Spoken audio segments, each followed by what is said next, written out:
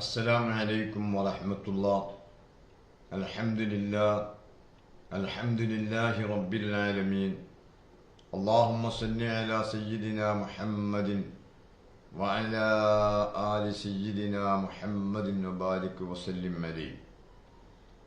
ബഹുമാന്യരായ പൈതൃകം മീഡിയ ശ്രോതാക്കളെ, സഹോദരന്മാരെ, അല്ലാഹു സുബ്ഹാനഹു വ തആല നാം പറയുന്നതും കേൾക്കുന്നതും പ്രതിഫലം ലഭിക്കുന്ന അമലുകളിൽ ഉൾപ്പെടുത്തട്ടെ, ആമീൻ എന്ന് ദുആ ചെയ്തുകൊണ്ട് സമസ്ത കേരള ജംഇയ്യത്തുൽ ഉലമയുടെ 100ാം വാർഷിക ആഘോഷത്തിന്റെ ഭാഗമായി പൈതൃകം മീഡിയ നടത്തുന്ന സമസ്ത കേരള ജംഇയ്യത്തുൽ ഉലമയുടെ ചരിത്ര നാൾവഴികൾ എന്ന വിഷയത്തിലുള്ള പ്രഭാഷണം, അതിൻ്റെ 2ാം ദിവസമാണ് ഇന്ന്. കഴിഞ്ഞ ദിവസം നാം പറഞ്ഞത് സമസ്ത കേരള ജംഇയ്യത്തുൽ ഉലമ എന്ന പരിശുദ്ധമായ പണ്ഡിത സഭ 1926 ഔദ്യോഗികമായി രൂപീകൃതമായത്. അതിനു മുമ്പ് ഒരു വർഷം, അഥവാ 1925 ഏതാനും മഹാന്മാരായ പണ്ഡിതന്മാർ ഒരുമിച്ചുകൂടി ബഹുമാനപ്പെട്ട അഹമ്മദ് മീറാൻ മുസ്ലിയാർ ചെയർമാനായിക്കൊണ്ട് ഒരു അഡ്ഹോക്ക് കമ്മിറ്റി രൂപീകരിക്കുകയും ആ കമ്മിറ്റി ഒരു വർഷം കേരളത്തിലുടനീളം പര്യടനം നടത്തി ഉന്നതന്മാരായ മതപണ്ഡിതന്മാരെ കാര്യങ്ങൾ പറഞ്ഞ് മനസ്സിലാക്കി ബിദ്അത്ത് തുരത്താൻ വേണ്ടി നമുക്കൊരു പ്രസ്ഥാനം അനിവാര്യമാണ്, പണ്ഡിത കൂട്ടായ്മ ആവശ്യവും അത്യാവശ്യവുമാണ് എന്ന് എല്ലാ പണ്ഡിതന്മാരെയും നേരിൽ കണ്ട് അറിയിക്കുകയും അതടിസ്ഥാനത്തിൽ 1926 ജൂൺ 26 കോഴിക്കോട് ടൗൺ ഹാളിൽ ചേർന്ന മീറ്റിംഗിൽ വെച്ച് സമസ്ത കേരള ജംഇയ്യത്തുൽ ഉലമ രൂപീകരിക്കുകയും ചെയ്തു എന്നാണ് കഴിഞ്ഞ ദിവസം നാം പറഞ്ഞു വെച്ചത്. എന്നാൽ സമസ്ത കേരള ജംഇയ്യത്തുൽ ഉലമയിലേക്ക് ഇസ്ലാം എത്തിച്ച പരിശുദ്ധ മതത്തെ എത്തിച്ച ആ ചരിത്ര ശകലങ്ങളിൽ നിന്ന് അല്പമെങ്കിലും പറയാതിരിക്കുന്നത് ഒരു പ്രയാസമായിരിക്കുമെന്ന നിലക്ക് കേരളത്തിലേക്ക് ഇസ്ലാം എത്തിയ ചില വിഷയങ്ങളിലേക്ക് കഴിഞ്ഞ പ്രസംഗത്തിൽ ഞാൻ വിരൽ ചൂണ്ടുകയുണ്ടായി. അതായത് അഷ്റഫുൽ ഖൽഖ് സ്വല്ലല്ലാഹു അലൈഹി വസല്ലമ തങ്ങളുടെ കാലത്ത് തന്നെ പരിശുദ്ധ ദീനുൽ ഇസ്ലാം നമ്മുടെ കൊച്ചു കേരളത്തിൽ എത്തിയിട്ടുണ്ട്. നബി സ്വല്ലല്ലാഹു അലൈഹി വസല്ലമ തങ്ങളുടെ കാലത്ത് തന്നെ നമ്മുടെ കേരളത്തിൽ പള്ളികളും മറ്റു മതസ്ഥാപനങ്ങളും ഉണ്ടായിട്ടുണ്ട്.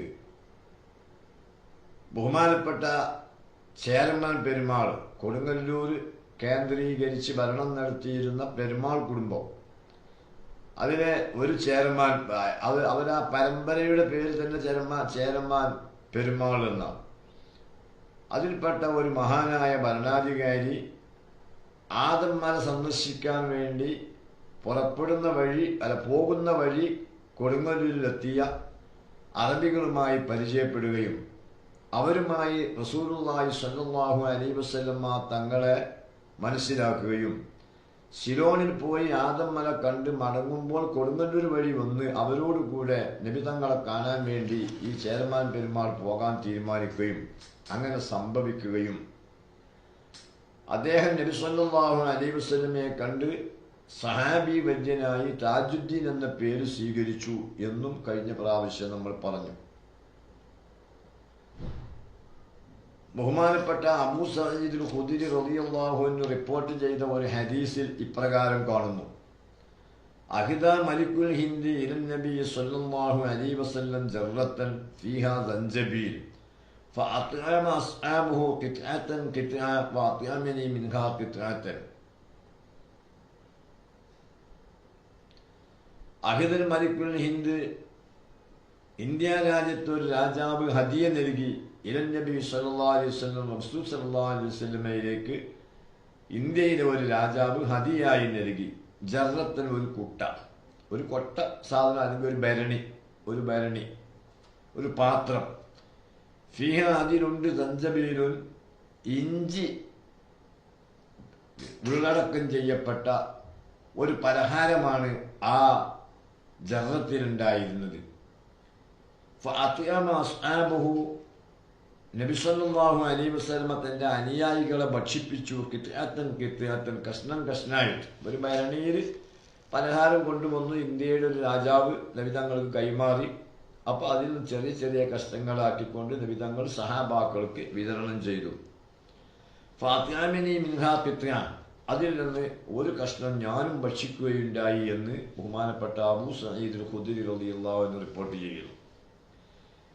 നബി സല്ലല്ലാഹു അലൈഹി വസല്ലമ തങ്ങൾക്ക് ഇഞ്ചി കലർത്തിയ പലഹാരം നൽകിയ രാജാവ് നാം ഇപ്പോൾ പരാമർശിച്ചു കൊണ്ടിരിക്കുന്ന ചേരമാൻ പെരുമാൾ എന്ന രാജാവാണെന്നാണ് അഭിപ്രായം. ഏതായാലും മഹാനവറുകൾ താജുദ്ദീൻ എന്ന പേര് സ്വീകരിച്ച് കുറച്ചുകാലം നബി സല്ലല്ലാഹു അലൈഹി വസല്ലമയുടെ ശിക്ഷണത്തിലും തർബീയത്തിലും അവിടുത്തെ പഠന ക്ലാസുകളിലുമായി കഴിഞ്ഞുകൂടുകയും പിന്നീട് കുറച്ചാളുകളെയും കൂട്ടി ദീനീ പ്രബോധനം ലക്ഷ്യം വെച്ചുകൊണ്ട് അദ്ദേഹം നാട്ടിലേക്ക് തിരിക്കുകയും ആ യാത്രയിൽ അദ്ദേഹം സലാലയിൽ വെച്ച് മരണപ്പെടുകയും ചെയ്തു എന്നാണ് കഴിഞ്ഞ പ്രാവശ്യത്തെ പ്രസംഗത്തിൽ ഞാൻ പറഞ്ഞു വെച്ചിരുന്നത്. അങ്ങനെ തൻ്റെ മരണം മുൻകൂട്ടി കണ്ട മഹാനായ താജുദ്ദീൻ റളിയല്ലാഹു അൻഹു താൻ ഇവിടെ നിന്നും റസൂലുള്ളാഹി സ്വല്ലല്ലാഹു അലൈഹി വസല്ലമ തങ്ങളെ കാണാൻ വേണ്ടി പുറപ്പെടുമ്പോൾ തൻ്റെ ഭരണാധികാരം ആരെയാണോ ഏൽപ്പിച്ചിരുന്നതെങ്കിൽ അവർക്കൊരു ലെറ്റർ എഴുതി വെച്ചിരുന്നു. ആ ലെറ്ററുമായിട്ടാണ് തൻ്റെ മക്കയിൽ നിന്നും നബി തങ്ങളുടെ മജ്‌ലിസിൽ നിന്നും അനുഗമിച്ച സഹാബാക്കൾ, നബി ശിഷ്യന്മാർ രണ്ടാമത് പിന്നീട് അഥവാ അവരുടെ നേതാവായി അവരനുഗമിച്ചിരുന്ന താജുദ്ദീൻ റളിയല്ലാഹു അൻഹു സലാലയിൽ വെച്ച് വഫാത്തായ ശേഷം അദ്ദേഹം നേരത്തെ കൈമാറിയ ലെറ്ററുമായി അവർ കൊടുങ്ങല്ലൂരിലെത്തി. ആ സംഘത്തിൽ 12 പുരുഷന്മാരും 5 സ്ത്രീകളും ഉണ്ടായിരുന്നു എന്ന് ചരിത്രങ്ങളിൽ നമുക്ക് വായിക്കാൻ കഴിയുന്നുണ്ട്. അതിൽ ഏതാനും ആളുകളുടെ പേര് നമുക്ക് വായിക്കാം. 1 മാലിക് ബിൻ ദീനാർ റളിയല്ലാഹു അൻഹു, 2 ഹബീബ് ബിൻ മാലിക് റളിയല്ലാഹു അൻഹു, 3 അലി ബിൻ മാലിക് റളിയല്ലാഹു അൻഹു, 4 ഹുസൈൻ ബിൻ മാലിക് റളിയല്ലാഹു അൻഹു, 5 തഖിയുദ്ദീൻ ബിൻ മാലിക് റളിയല്ലാഹു അൻഹു, 6 അബ്ദുറഹ്മാൻ ബിൻ മാലിക് റളിയല്ലാഹു അൻഹു, 7 ഇബ്രാഹിം ബിൻ മാലിക് റളിയല്ലാഹു അൻഹു, 8 മൂസ ബിൻ മാലിക് റളിയല്ലാഹു അൻഹു, 9 ഉമർ ബിൻ മാലിക് റളിയല്ലാഹു അൻഹു, 10 ഇബ്രാഹിം ബിൻ മാലിക് റളിയല്ലാഹു അൻഹു. ഇങ്ങനെയാണ് ആ 12 പുരുഷന്മാരിൽ 10 പേര് ബഹുമാനപ്പെട്ട വെളിയങ്കോട് ഉമർ ഖാദിയുടെ ചരിത്രഗ്രന്ഥത്തിന്റെ ആമുഖത്തിൽ രേഖപ്പെടുത്തിയതായി കാണാം. അതുപോലെ ഈ സംഘത്തെ അനുഗമിച്ചിരുന്ന സഹോദരിമാർ 1 കമരിയ, 2 ഫാത്തിമ, 3 ആയിഷ, 4 സൈനബ, 5 താഹിറ, അതുപോലെ ഹലീമ. ഇങ്ങനെ 6 വനിതകൾ ഉണ്ടായിരുന്നു. 12 പുരുഷന്മാരും 6 വനിതകളും. ആ സംഘം എന്ത് ചെയ്തു? അവർ പായക്കപ്പലിൽ യാത്ര ചെയ്യുമ്പോൾ അതിൽ 2 പായക്കപ്പലിലായിട്ടാണ് അവർ വന്നത്. 2 പായക്കപ്പലിലായിട്ടാണ് അവർ പുറപ്പെട്ടത്. അതിൽ ഷെയ്ഖ് തഖിയുദ്ദീൻ ബിൻ മാലിക്കും കൂട്ടരും കയറിയിരുന്ന കപ്പൽ ബംഗാൾ ഉൾക്കടൽ തീരമായ മധുരയിൽ എത്തിച്ചേർന്നു. ചോഴമണ്ഡലക്കരയിൽ ഇസ്ലാം മത ദൗത്യം പ്രചരിപ്പിച്ചതും മധുരയിൽ ജുമാഅത്ത് പള്ളി സ്ഥാപിച്ചതും ഷെയ്ഖ് തഖിയുദ്ദീനും സഹഗാമികളുമായിരുന്നു എന്ന് ചരിത്രത്തിൽ കാണാം. അതുകൊണ്ട് ഒരേ സമയത്ത് തന്നെ 2 സ്ഥലത്ത് ഇസ്ലാം മത പ്രവർത്തനം നടന്നു. തഖിയുദ്ദീൻ ബിൻ മാലിക് തങ്ങളുടെ നേതൃത്വത്തിൽ പുറപ്പെട്ട കപ്പൽ അത് വന്നണഞ്ഞത് മദീനയിലാണ്. അവരവിടെ ഇറങ്ങി ദീനീ പ്രബോധനം തുടങ്ങി. മാലിക് ബിൻ ദീനാറിന്റെ നേതൃത്വത്തിലുള്ള കപ്പലാണ് കൊടുങ്ങല്ലൂരിലെത്തിയത്. അവർ കൊടുങ്ങല്ലൂരിലെത്തിയപ്പോൾ അവരെ സ്വീകരിക്കാൻ താജുദ്ദീൻ റളിയല്ലാഹു അൻഹു പകരമാക്കിയിരുന്ന ഭരണാധികാരികൾ തന്നെ നേരിട്ട് വന്ന് അവരെ സ്വീകരിക്കുകയും ആ സ്വീകരണ ചടങ്ങിൽ വെച്ച് താജുദ്ദീൻ റളിയല്ലാഹു അൻഹു എന്ന മുൻ ചേരമാൻ പെരുമാൾ മഹാരാജാവ്, ഇപ്പോൾ സഹാബിയായി താജുദ്ദീൻ പേര് സ്വീകരിച്ച് സലാലിൽ അന്ത്യവിശ്രമം കൊള്ളുന്ന മഹാനായ സഹാബി വര്യൻ കൈമാറിയ കത്ത് ഈ ഭരണാധികാരികൾക്ക് അവർ കൊടുത്തു. അതിൽ പറഞ്ഞിരിക്കുന്നത്, എന്നെ അനുഗമിച്ചു വരുന്ന സംഘമാണിവർ, പക്ഷേ എനിക്ക് അങ്ങോട്ട് എത്തിപ്പെടാൻ കഴിഞ്ഞില്ല. അതുകൊണ്ട് ഇവർക്ക് ആവശ്യമായ എല്ലാ സൗകര്യങ്ങളും നിങ്ങൾ ചെയ്തു കൊടുക്കണം എന്നായിരുന്നു ആ കത്തിലുണ്ടായിരുന്നത്. അതുകൊണ്ട് തന്നെ ബഹുമാനപൂർവം തങ്ങളുടെ മുൻ ഭരണാധികാരിയുടെ നിർദ്ദേശം മാനിച്ചുകൊണ്ട് ഈ വിരുന്നുകാരെ അവർ സ്വീകരിക്കുകയും അവർക്ക് വളരാനും വികസിക്കുവാനും ആവശ്യമായ സൗകര്യങ്ങൾ ചെയ്തു കൊടുത്തു.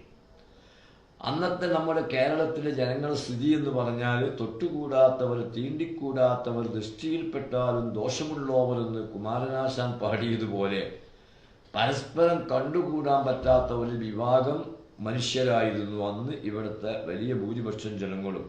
എത്രയോ ദൂരം വഴിതെറ്റി നിൽക്കേണ്ട ഒരേഴച്ചെറുമൻ പോയി തൊപ്പിയിട്ടാൽ ചിത്രാമവനെത്തിച്ചാരത്തിൽ നിന്നിടാൻ ഒട്ടും പേടിക്കണ്ട നമ്പുരാരെ എന്ന് കുമാരനാശാൻ പാടിയിട്ടുണ്ട്. എന്ന് പറഞ്ഞാൽ ഒരേ ഒരു മതക്കാരാണ് എങ്കിലും ആ മതക്കാർക്ക് ഒരുപോലെ അവരുടെ ക്ഷേത്രത്തിൽ പ്രവേശിക്കാൻ അവകാശമില്ല. കറുത്തവന്റെ നിഴൽ തട്ടും എന്ന ഭയം കൊണ്ട് ശരീരം വെളുത്ത ആളുകൾ കറുത്തവനെ കണ്ടാൽ ഓടിമറയുന്ന കാലം. ഈ രൂപത്തില് മനുഷ്യർ തന്നെ ജാതിയുടെയും വർഗത്തിന്റെയും പേരിൽ ചിഹ്നിച്ചെതറി കഴിയുമ്പോൾ നോക്കൂ, നിങ്ങളൊരു മനുഷ്യനോട് പുഞ്ചിരിക്കുന്നത് പോലും ഈമാനിന്റെ ഭാഗമാണെന്ന ശിക്ഷണം ലഭിച്ച സഹാബത്ത് അവർ എല്ലാവരോടും മാന്യമായി പെരുമാറുകയും ഈ വന്ന സംഘം ഒരുമയോടുകൂടെ ഒരു വിരിപ്പിൽ ഇരിക്കുകയും ഒരു പാത്രത്തിൽ ഉണ്ണുകയും ഒന്നിച്ച് സഹകരിക്കുകയും ചെയ്യുന്നത് കണ്ടപ്പോൾ അതവർക്കൊരു മഹാ അത്ഭുതമായി തോന്നുകയും അവർ ഈ മഹനീയമായ സ്വഭാവത്തിൽ ആകൃഷ്ടരായി ഇവരുമായി അടുക്കുകയും അങ്ങനെ അടുത്തവരിൽ ഹിദായത്തുള്ളവർ മുസ്ലിം ആവുകയും ചെയ്തപ്പോൾ ആ മുസ്ലിമുകൾക്ക് നിസ്കരിക്കുവാൻ പള്ളി അനിവാര്യമായി. അങ്ങനെ മാലിക് ബിൻ ദീനാറിന്റെ നേതൃത്വത്തിൽ പള്ളിപ്പണി ആരംഭിക്കാനുള്ള ആഗ്രഹം ഭരണാധികാരികളോട് പങ്കുവച്ചപ്പോൾ അവരാവശ്യമായ സ്ഥലം നൽകുകയും ആ സ്ഥലത്ത് പള്ളി നിർമ്മിക്കാൻ ആവശ്യമായ സൗകര്യങ്ങൾ ചെയ്തു കൊടുക്കുകയും ചെയ്തു. ഇതാണ് ഇന്ത്യയിലെ ആദ്യത്തെ പള്ളി, കൊടുങ്ങല്ലൂർ പള്ളി എന്നാണ് ചരിത്രം പറയുന്നത്. ഈ പള്ളിപ്പണി കഴിഞ്ഞ ശേഷം ഹബീബ് ബിൻ മാലിക് റളിയല്ലാഹു അൻഹു അടക്കമുള്ള സംഘമാണല്ലോ മാലിക് ബിൻ ദീനാറിനെ പിൻപറ്റിയത്. ആ സംഘത്തിന്റെ അനുകരണീയമായ മാതൃകാപരമായ ജീവിത രീതി കണ്ടാണ് ഇവിടുത്തെ ജനങ്ങൾ കുറേശ്ശെയായി ഇസ്ലാമിലേക്ക് വരുന്നത്. എന്നാൽ ഇസ്ലാമിലേക്ക് വരാൻ തൗഫീഖില്ലാത്ത ആളുകളും ഇവരുമായി സഹകരിച്ചു. കാരണം ഇവരുടെ മനുഷ്യത്വം അത്രമാത്രം വലുതായിരുന്നു. ഇവരിൽ ജാതി ചിന്തയില്ല, വേർതിരിവില്ല, മനുഷ്യരെ എല്ലാവരെയും ഒരുപോലെ കാണുകയും അതുപോലെ തന്നെ മറ്റു ജീവജാലങ്ങളോട് കാരുണ്യം കാണിക്കുകയും പ്രായമുള്ളവരെ മാനിക്കുകയും കുഞ്ഞുങ്ങളോട് കൃപ ചെയ്യുകയും മനുഷ്യരോട് എല്ലാവരോടും വിനയം പാലിക്കുകയും അതുപോലെ തന്നെ പാവപ്പെട്ടവരോട് കാരുണ്യം കാണിക്കുകയും ഈ നിലക്കുള്ള ഇവരെ മഹിതമായ സ്വഭാവശീലം കണ്ട് ഈ നാട്ടിലെ ഏകദേശം മുഴുവൻ ആളുകളും ഇവരുടെ അങ്ങനത്തെ ഇഷ്ടപ്പെടുന്ന ആളുകളായി മാറിയത് കൊണ്ട് തന്നെ മതപ്രബോധനത്തിന് അവർക്ക് യാതൊരു തടസ്സവും ഉണ്ടായില്ല.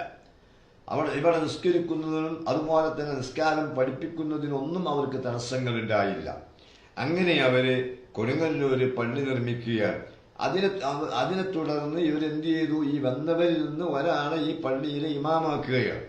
ആ ഇമാമ് സല്ലൂ കമാ റഅയ്തുമൂനി ഉസല്ലി എന്ന് പഠിപ്പിച്ചുകൊണ്ട് നിസ്കാരം നിർവഹിച്ച് കാണിച്ചു കൊടുത്തവരാണ് ഈ സഹാബാക്കൾ. നബി സല്ലല്ലാഹു അലൈഹി വസല്ലം അങ്ങനെയാണ്. നബി തങ്ങൾ എന്ത് ചെയ്തു? ആദ്യം ഒളു പഠിപ്പിക്കണം. അങ്ങനെ ഒരു പാത്രത്തിൽ ഒളുവുമായി സഹാബാക്കളെ എല്ലാ ചുറ്റും നിർത്തിക്കൊണ്ട് നബി തങ്ങൾ ഇരുന്ന് ഒളു ഉണ്ടാക്കി. എങ്ങനെയാണോ കാമിലായ ഒളു ചെയ്യുക ആ നിലക്ക് ഒളു ചെയ്തു. എത്രത്തോളം ഒളുവിന്റെ സിസ്റ്റം വന്ന വെള്ളത്തിൽ നിന്ന് നോമ്പുകാരല്ലാത്തവർക്ക് അല്പം കുടിക്കൽ നല്ലതാണ്, അതുവരെ കാണിച്ചു കൊടുത്തു. സമ്പൂർണമായ ഒളു കാണിച്ചു കൊടുത്തു. ഒളുവിൽപ്പെട്ടതാണ് ഒളുവിന്റെ ശേഷമുള്ള പ്രാർത്ഥനയടക്കം എല്ലാം കാണിച്ചു കൊടുത്ത് ഇങ്ങനെയാവുന്നു നമ്മൾ ഒളു എന്ന് സഹാബാക്കൾക്ക് പഠിപ്പിച്ചു. പിന്നീട് നബി സല്ലല്ലാഹു അലൈഹി വസല്ലമ തങ്ങൾ സല്ലൂ കമാ റഅയ്തുമൂനി ഉസല്ലി, സഹാബത്തെ ഞാൻ നിസ്കരിക്കുന്നത് ശ്രദ്ധിക്കണേ, ഇതുപോലെ നിങ്ങൾ നിസ്കരിക്കണമെന്ന് പഠിപ്പിച്ചു. അങ്ങനെ നിസ്കാരത്തെ ശീലിപ്പിച്ചു. ഇസ്ലാമിന്റെ ഓരോ ആചാര അനുഷ്ഠാന കർമ്മങ്ങളും നബി തങ്ങൾ ചെയ്തു കാണിച്ചു കൊടുത്തു. വിശ്വാസാചാരങ്ങൾ പറഞ്ഞ് മനസ്സിലാക്കി കൊടുത്തു. ആ ആളുകൾ ഇവിടെ വന്ന് ഇവർ കൊടുങ്ങല്ലൂരിൽ നിർമ്മിച്ച പള്ളിയിൽ അങ്ങനെയുള്ള മഹാന്മാർ ഇമാമു നിന്നു. അവിടെ മുസ്ലിങ്ങളുടെയും മറ്റു ജനങ്ങളുടെയും പ്രശ്നങ്ങൾക്ക് പരിഹാരം നൽകുന്ന കേന്ദ്രമായി പള്ളി മാറി. പിന്നീട് അവർ മറ്റുള്ള ആളുകൾ വേറെ സ്ഥലത്തേക്ക് പോവുകയാണ്. അങ്ങനെ ഈ വരവിൽ തന്നെ അവര് നിരവധി പള്ളികൾ നിർമ്മിച്ചു. ചരിത്ര ഗ്രന്ഥങ്ങൾ നമുക്ക് കുറെ സ്ഥലങ്ങൾ കാണാം. ആദ്യമായി ഇപ്പോൾ നമ്മൾ പറഞ്ഞ കൊടുങ്ങല്ലൂർ ജുമഅത്ത് പള്ളി, 2 തെക്കൻ കൊല്ലം ജുമഅത്ത് പള്ളി, 3 ചാലിയം ജുമാഅത്ത് പള്ളി, 4 പന്തലായിനി ജുമാഅത്ത് പള്ളി അഥവാ കൊയിലാണ്ടി പള്ളി, 5 ധർമ്മപട്ടണം ജുമാഅത്ത് പള്ളി, 6 ശ്രീകണ്ഠപുരം ജുമാഅത്ത് പള്ളി, 7 ഏഴിമല മാടായി ജുമാഅത്ത് പള്ളി, 8 കാസർഗോഡ് ജുമാഅത്ത് പള്ളി, 9 മംഗലാപുരം ജുമാഅത്ത് പള്ളി, 10 പാക്കനൂര് അഥവാ ബാർക്കൂർ ജുമാഅത്ത് പള്ളി. ഇങ്ങനെയുള്ള പള്ളികൾ ആണ് അവർ നിർമ്മിച്ചത്. ബഹുമാനപ്പെട്ട മുഹമ്മദ് ബിൻ മാലിക് റളിയല്ലാഹു അൻഹു അവர்கள் കേരളത്തിൽ ഇസ്ലാം മതം പ്രചരിപ്പിച്ച ചരിത്ര വിവരങ്ങൾ അറബി ഭാഷയിൽ എഴുതിയിട്ടുണ്ട്. ബഹുമാനപ്പെട്ട മുഹമ്മദ് ബിൻ മാലിക് റളിയല്ലാഹു അൻഹു അവர்கள் കേരളത്തിൽ ഇസ്ലാം പ്രചരിപ്പിച്ച ചരിത്രത്തിന്റെ ചുരുക്ക വിവരം അറബി ഭാഷയിൽ എഴുതിയിട്ടുണ്ട്. വെളിയങ്കോട്ട് മർഹൂം തട്ടാങ്ങര കുട്ടിയാമ മുസ്ലിയാർ അവറുകളുടെ സ്വകാര്യ ലൈബ്രറിയിൽ ആ ചെറുഗ്രന്ഥത്തിന്റെ കയ്യെഴുത്ത് കോപ്പി ഇപ്പോഴുമുണ്ട്. അതിൽ കേരളത്തിലെ ആദ്യകാല മുസ്ലിം പള്ളികൾ നിർമ്മിച്ച കാലഘട്ടം പ്രത്യേകം രേഖപ്പെടുത്തിയിട്ടുണ്ട്. കോഴിക്കോട് കാളിയും പണ്ഡിത വ്യഞ്ജനുമായിരുന്ന Maulana Sayyid Hussain bin Muhammad bin Ali Shihabuddin ബാ അലവി എന്ന മുല്ലക്കോയ തങ്ങൾ അവറുകൾ പ്രസ്തുത ഗ്രന്ഥം മലബാർ ഡെപ്യൂട്ടി കളക്ടറായിരുന്ന ശ്രീ കെ ഗോപാലൻ നായർക്ക് തർജ്ജമ ചെയ്തു കൊടുത്തിരുന്നു. ആ കൃതിയിലെ ചരിത്ര വസ്തുതകളെ അവലംബിച്ചുകൊണ്ടാണ് ശ്രീ കെ ഗോപാലൻ നായർ മലയാളത്തിലെ മാപ്പിളമാർ എന്ന ലഘുഗ്രന്ഥം രചിച്ചത്.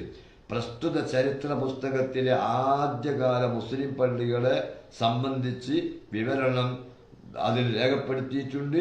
നമുക്കതെല്ലാം പറയും. ഇതല്ലല്ലോ നമ്മുടെ ലക്ഷ്യം. നമ്മുടെ ലക്ഷ്യം സമസ്ത കേരള ജമിയത്തുൽ ഉലമയുടെ 100 വർഷ ചരിത്രത്തിൽ നിന്ന് നമുക്ക് ലഭ്യമായ ചരിത്രത്തിൽ നിന്ന് കുറേശ്ശെ പറയുക എന്നതാണ്. അതുകൊണ്ട് ഈ ചരിത്രത്തിലേക്ക് നമ്മൾ കൂടുതൽ പോകുന്നില്ല. ഇത് ഞാൻ പറയാനുള്ള കാരണം 1926 സമസ്ത കേരള ജമിയത്തുൽ ഉലമ രൂപീകരിച്ചത് അതിന്റെ മുമ്പ് ഇവിടെ ഉണ്ടായിരുന്ന ഇസ്ലാമിക ചര്യയിലേക്ക് മനുഷ്യരെ കോർത്തിണക്കി കൊണ്ടുപോകാനായിരുന്നു. അല്ലാതെ സമസ്ത കേരള ജമിയത്തുൽ ഉലമ ഇസ്ലാം സ്ഥാപിക്കുകയല്ല.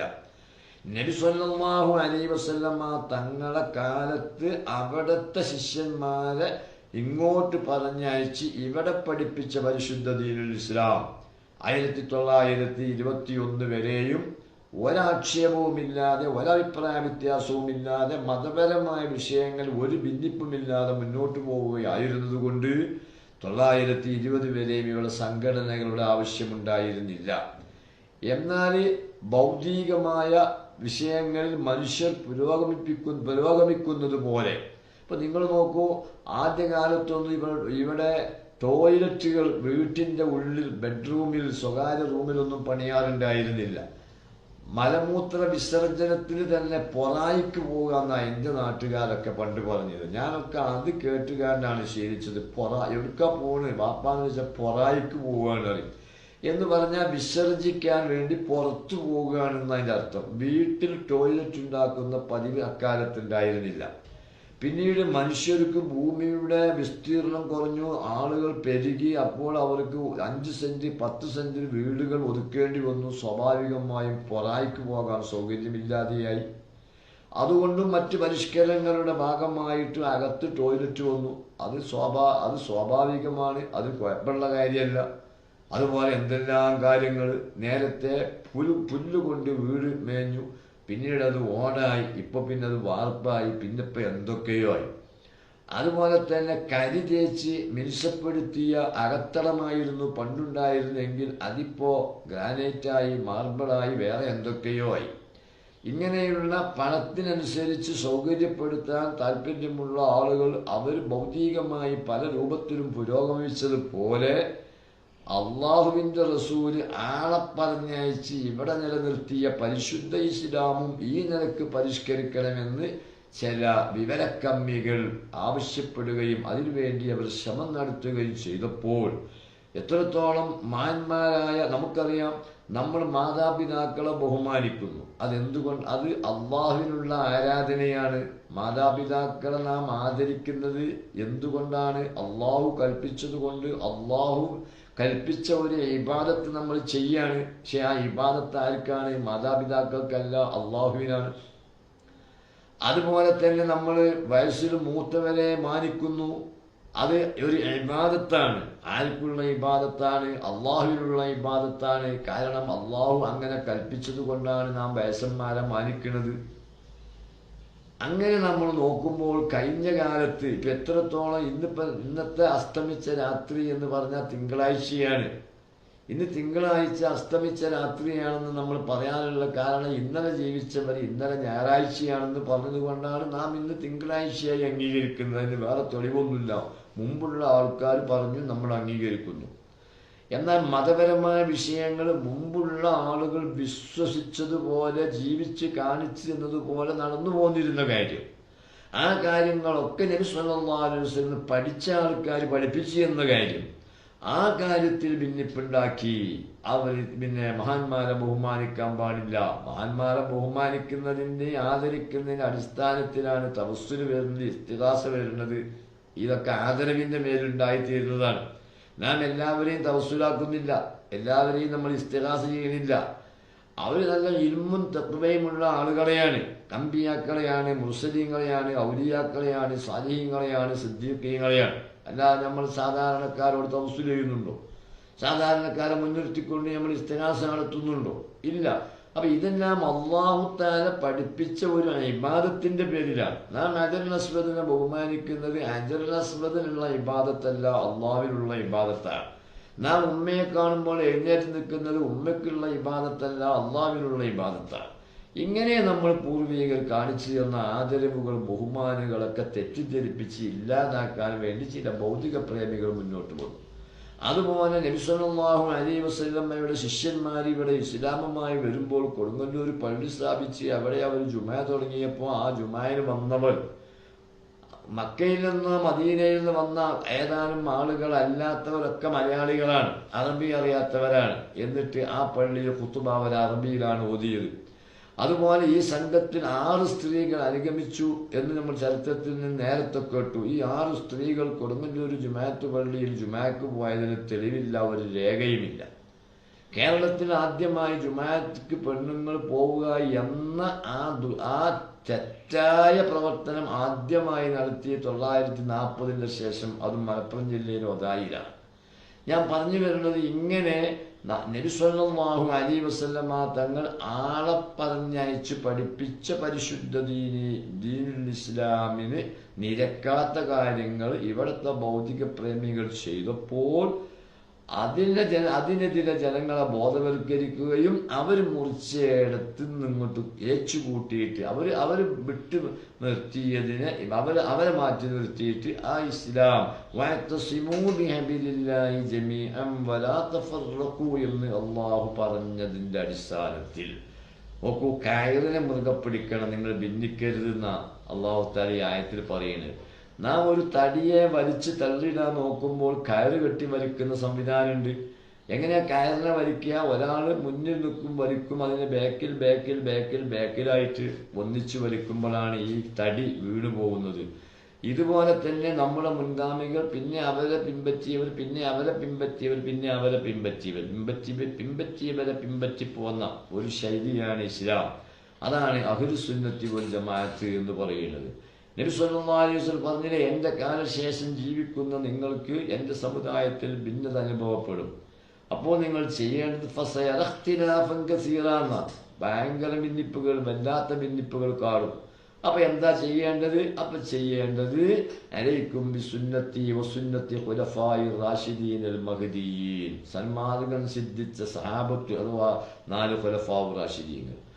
ആ സുന്നത്തും എൻ്റെ സുന്നത്തും നിങ്ങൾ മുറുകെ പിടിച്ചാൽ മതി. ഫഅല്ലൂഹു ബിന്നവാജിദ്, അതാണ് പല്ലുകൊണ്ട് നിങ്ങൾ കടിച്ചു പിടിക്കണം എന്ന് പറഞ്ഞാൽ, മതവിഷയത്തിൽ എന്തൊരഭിപ്രായ വ്യത്യാസമുണ്ടായാലും അതിന് ശരിയായ മറുപടി എൻ്റെ ചര്യയിലുണ്ട്, ഖുലഫാഉർ റാഷിദീങ്ങളുടെ ചര്യയിലുണ്ട്. അതനുസരിച്ചാണ് നിങ്ങൾ പ്രവർത്തിക്കേണ്ടത് എന്ന് നബി സല്ലല്ലാഹു അലൈഹി വസല്ലം മുൻകൂട്ടി പഠിപ്പിച്ചിട്ടുണ്ട്. അതുകൊണ്ട് ആ ഒരു നബിതങ്ങളെ കൽപ്പന നടപ്പാക്കുന്നതിൻ്റെ ഭാഗമായിട്ടാണ് സമസ്ത കേരള ജമിയത്തുൽ ഉലമ 1926 രൂപീകരിച്ചത്. അഥവാ മുൻഗാമികൾ നിലനിർത്തിപ്പോന്ന ഇസ്ലാമിൽ ചെറിയ രൂപത്തിൽ ഭിന്നിപ്പ് തുടങ്ങി പിന്നീട് അത് വലുതാക്കി മതത്തെ തന്നെ ഇല്ലാതെയാക്കാനുള്ള നീക്കം കണ്ടപ്പോൾ അതിനെ തടഞ്ഞ് ആ മതം അവിടെ നിന്ന് ഇങ്ങോട്ട് രക്ഷപ്പെടുത്തി നമ്മളിലേക്ക് എത്തിക്കാൻ വേണ്ടിയാണ് സമസ്ത കേരള ജമിയത്തുൽ രൂപീകൃതമായത്. അൽഹംദുലില്ലാഹ് ആ മഹത്തായ പ്രസ്ഥാനം 100 വർഷം പൂർത്തിയാക്കിക്കൊണ്ടിരിക്കുന്ന സന്തോഷത്തിലാണ് നമ്മൾ.